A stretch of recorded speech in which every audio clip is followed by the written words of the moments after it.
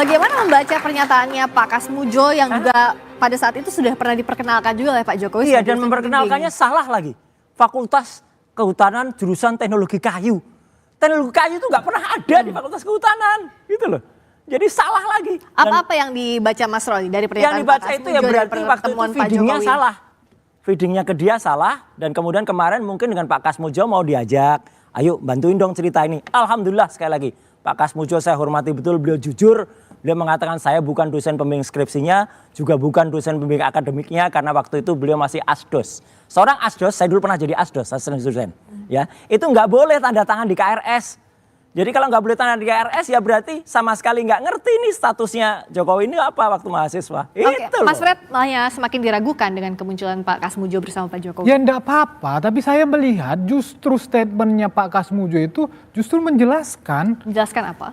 Bahwa Pak Jokowi itu benar alumni UGM, bahwa Pak Jokowi itu benar pernah menulis skripsi. Ternyata kalau benar yang dikatakan beliau itu ada Prof. Sumitro di situ. Kan tadi kalau tadi Mas Roy mengakuin kejujuran kita anggap itu statement itu benar, ya benar dong. Ada ternyata pembimbing akademiknya.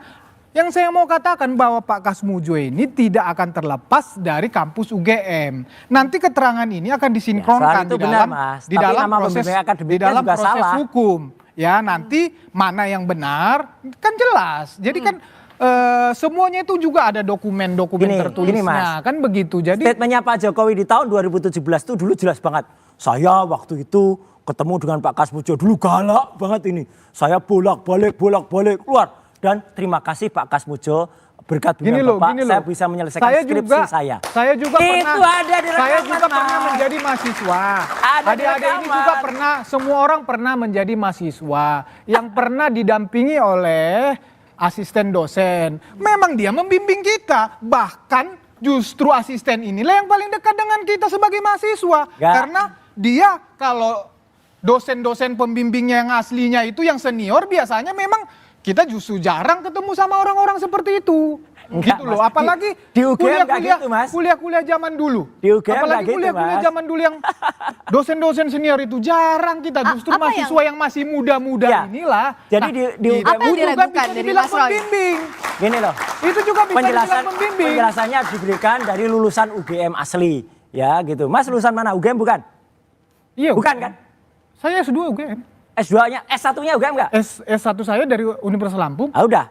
Ya udah. Ini kan yang dipersoalkan kan sekarang S1-nya. S2 lain, pembimbingannya lain. S2 Oke. Jadi intinya apa soal Pak Kasmujo? Intinya adalah dulu Pak Jokowi itu bicara di 2017 seolah-olah meyakinkan bahwa Pak Kasmujo adalah dosen pembimbing skripsi. Terus kemudian narasinya mulai diubah. Oh, coba dosen pembimbing akademik. Lagi, ada nggak tadi? Gitu. Ada nggak tadi Pak Disampaikan Jokowi dosen pembimbing saja atau dosen pembimbing akademik? Enggak mungkin dosen pembimbing akademik. Kalau dosen pembimbing akademik, Pak Kasmujo itu asdos. Asisten dosen itu nggak berhak membimbing. Adik-adik mahasiswa tentu tahu juga kayak gini gitu loh. Ini diragukan pernyataannya.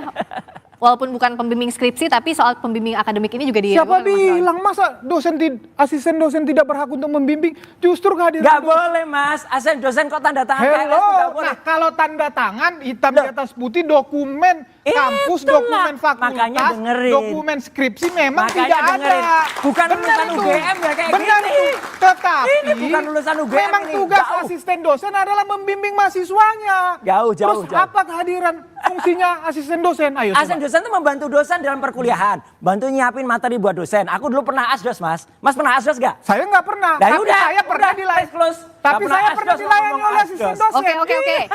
Oke, kita balikin lagi ke sini. Tadi kan disebut juga kan kalau kata Mas Freddy, pernyataannya Pak Kasmujo akan digabungkan juga dengan pernyataan pimpinan lain UGM. Kan UGM-nya sudah bilang juga Mas Roy, kenapa masih nggak percaya? Ya UGM banyak sekali melakukan tindakan yang kurang pas. Nyatanya mantan rektor UGM, jadi yang pas ini hanya yang disampaikan Mas Roy. Itu menyatakan kalau ini harus dibuka sejelas-jelasnya. Clear. Jadi biarkan, dan UGM nyatanya digugat banyak pihak. Jadi biarkan saja gugatan itu berlangsung, dan UGM, saya alumnus UGM. Ya, S1, S2 saya UGM, Resmond juga, Dr. Resmond, Dr. Tifa juga. Jadi kami ini cinta kepada kampus, Mbak. Bukan apa-apa, cinta kepada kampus. Kami sayang alma mater saya kalau harus terlibat dalam kebohongan besar ini. Oke, nah tepuk tangan dulu nih, tampaknya sudah semakin panas di segmen ini. Kan yang ditunggu juga dalam proses ini tidak cuma laporan pidana, ada gugatan perdata yang di PN Sleman, ada juga gugatan perdata yang di PN Solo. Saya ke Prof. Adi, proses mediasi kenapa kok buntu ya, Prof. Adi? Apa sih yang jadi kebuntuan dan kendalanya? Jadi ada bottleneck soal ini? Selamat malam Mbak Priska. Jadi Selamat malam, Prof. ada gugatan data yang dilakukan oleh Pak Taufik di Pengadilan Negeri Solo adalah gugatan perbuatan melawan hukum. Yang digugat ada 4. Yang pertama Pak Jokowi, kemudian KPU, kemudian UGM dan SMA 6 Solo. Jadi dalam perkara perdata itu diwajibkan sebelum diperiksa pokok perkara akan ditangani secara mediasi. Kemudian pihak Pak Jokowi tergugat 1, 2, dan 3, dan 4 dan menggugat sepakat memilih mediator dan saya ditunjuk sebagai mediatornya. Nah, kemudian saya membagi pemeriksaan menjadi 4 tahap. Yang pertama resume perkara yang dibacakan oleh pihak penggugat dan ditanggapi oleh tergugat.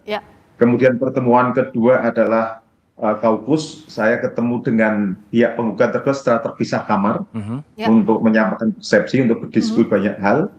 Kemudian nanti kesepakatan kemarin baru nanti kesimpulan. Jadi proses mediasi ini baru berhasil, kuncinya adalah itikat baik para pihak. Jadi saya sebagai mediator adalah berdiri di tengah-tengah antara pihak penggugat dan tergugat, tidak boleh berat sebelah.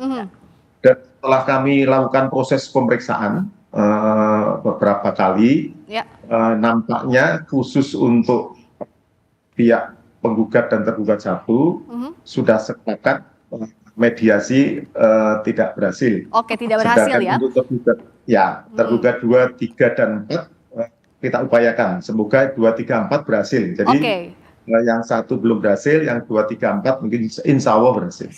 Ini tuh yang jadi kebuntuan, Prof. Adi, apa betul soal penggugat ini meminta agar tergugat menunjukkan ijazahnya, ini asli atau tidak, tapi ditolak oleh pihak tergugat?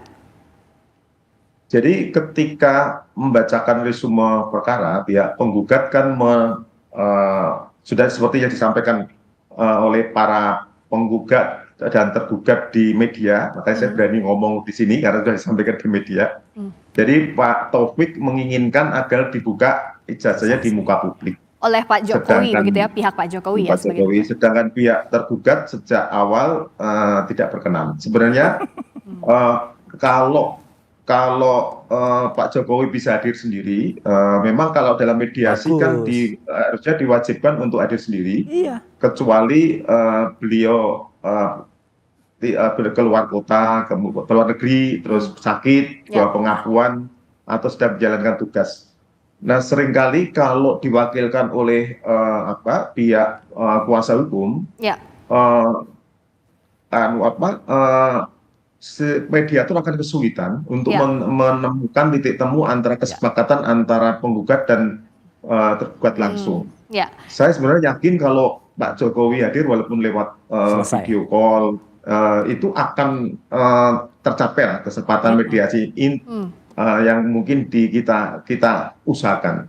Jadi problemnya memang pada saat proses mediasi, karena beliau diwakili oleh kuasa hukum dipasrahkan jadi oleh kuasa hukum. Yang diharapkan Pak Jokowi datang sebagai tergugat begitu ya, Prof. Adi ya? Baik. Nah, ini kan proses hukumnya jadi banyak sekali, bukan hanya banjir tapi buanjir. Karena ada laporan pidana, gugatan perdata di PN Sleman, PN Solo.